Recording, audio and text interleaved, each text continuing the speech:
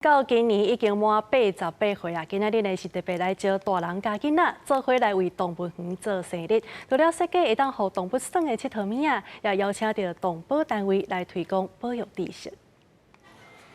利用纸板、锁啊各种的材料，替动物设计佚佗物仔。过程中若需要动头壳，佮爱大人甲囡仔合作完成。来参加活动的民众感觉新鲜，够教育意义。像这一次的话，是它的动物行为化，就是可以让小朋友去了解说，其实动物它不是像就是我们看到在动物园，它只是在那个笼子里面这样子，然后它其实需要一些玩具去启发一些它原本的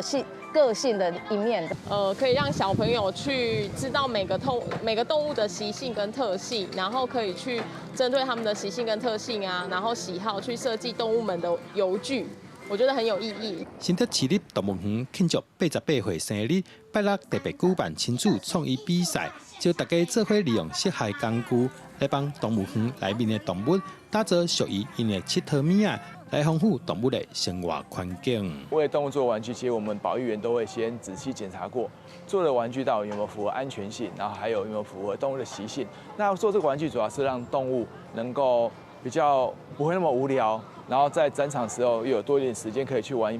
体验不一样的东西，让它的行为比较自然，那对于动物的身心都会有帮助。